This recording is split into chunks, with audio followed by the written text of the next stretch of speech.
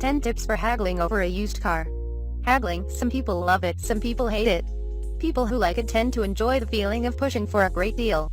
People who hate to haggle like getting a good deal, but let's be honest. The entire process can be uncomfortable because typically the things we buy have a clear price, with no room for negotiation. One exception to the rule of set pricing is cars.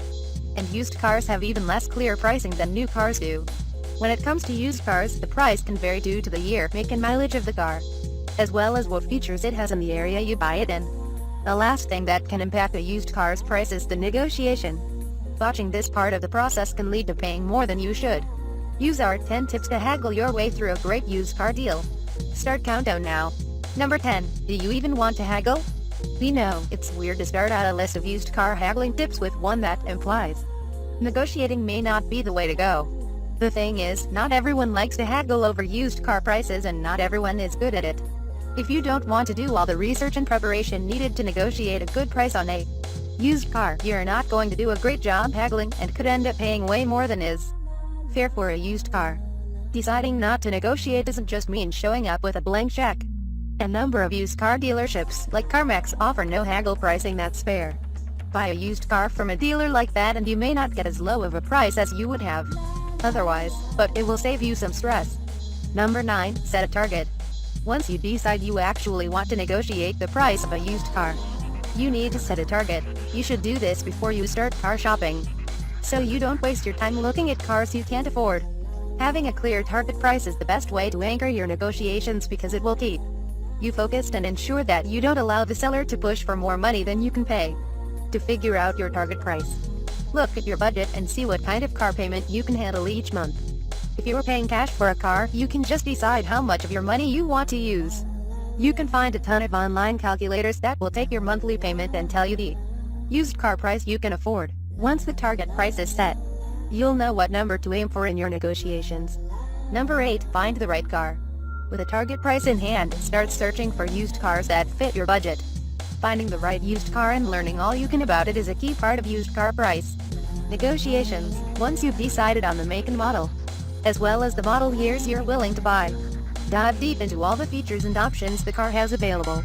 You'll also want to research common repair issues and any recalls the automobile has been subject to. Having all that information can help you haggle and gain a better price. You need to know as much about the car as the seller does. Number 7. Know what's a good price. Let's say you've decided you can spend $15,000 on a used car and found the exact make, model and year you desire. It fits your budget and is the one you want, so it must be a good price, right? Not so fast. Just because you can afford to pay $15,000 for the car does not mean that's a good price for it. In fact, the auto be worth much less than $15,000. And paying that price for it would be throwing some of your money away. So should you do? There are a number of tools available to shoppers to help determine if a used car price is fair or not. Kelley Blue Book is one of the more established and popular used car valuation sites. Newer sites like Car Gurus and iScars also track used car prices so you can make sure you're paying a fair price for a used vehicle. Number 6. Know what a good price is for your area. Used car prices depend a lot on the area the car is being bought and sold.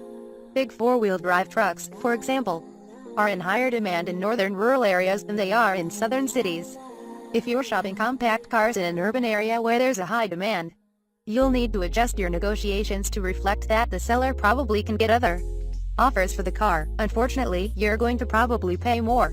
If, on the other hand, you're haggling over an all-wheel drive crossover in an area that doesn't see a lot of snow, you'll have the upper hand because demand for that kind of vehicle will be low.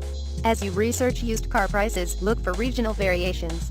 Setting your target price based on the national average of the car you want to buy could throw a wrench into your haggling. You could end up offering more than you should or too little for your area and stall the haggling process before it even gets started. Number 5. Know the impact of mileage and options. Compared to used cars, new car pricing is easy because all new cars have the same number of miles, basically 0. They also have a set price for their features and options. Two used cars that are the same year and make, for example, can have vastly different miles on them and different features. Before you negotiate on a used car price, understand how mileage impacts used car prices. The more miles the car has, the less you should pay. Similarly, a fully kitted out used vehicle with all the bells and whistles will command more money than the same model with just the basics. If you don't need a lot of car tech, you can score a deal by looking for a stripped-down model. Also, if you are looking at buying an automobile with a lot of miles on it, you can use that to try and get the seller to lower the price. Look at the prices on cars of the same make and model with similar mileage to bolster your case. Number 4. Where you buy impacts what you pay. Part of haggling the price of a used car is understanding the seller's costs. While you are trying to get the best deal, the seller is trying to make the most money. When you are dealing with a private seller, you can often get a lower price on the same car because a private seller doesn't have a lot of costs associated with selling. On the other hand, a dealership has to pay for things like utilities, staffing costs, advertising and other overhead. Keeping the seller's costs in mind will make you a better negotiator because you'll be able to understand where the other side is coming from. You'll also be able to shop around for the seller with the right combination of price and services for you. Number 3. Use the inspection to your advantage. You want to have any used car you're thinking of buying professionally inspected not only to make sure you're not buying a lemon, but also to give you some potential leverage in negotiating the price. The inspection can turn up issues with the car that you may decide are too severe and you just want to walk away from. The inspection can also turn up small issues or potential issues like a part that may soon be worn out that you can take back to the seller to get them to lower the price. If, for example, the inspection finds that the air conditioner will need a charge, you can ask the seller to lower the price to reflect the fact that the car will need repairs soon. Number 2. Do it in writing. Part of the reason people don't like haggling is because it can feel uncomfortable. That's something that a lot of car sellers and dealers are counting on. They negotiate all the time, so they're likely more comfortable doing it than you are. One way to lessen the discomfort is to negotiate via email or text message. This can help you keep some of your emotions out of the process and just focus on the facts. You'll buy time to think about what the seller is offering and to consult your research to make sure you're getting a fair deal. It's a lot easier to walk away from a bad deal when the seller isn't right in front of you. Also, you'll have a record of the agreed upon price if you ever need it. Number 1. Be nice. This last tip is for both buyers and sellers. Be nice. Many people go into used car price negotiations feeling adversarial. The seller or the buyer isn't out to get you. They're just trying to get the best deal for themselves, just like you are. When you are negotiating, be polite. Don't diss the seller or the car. Stick to the facts about what the car is worth given its condition, mileage and the area you're in. Look at used car price haggling as less of a competition and more as a process for getting both people to a deal that they're happy with.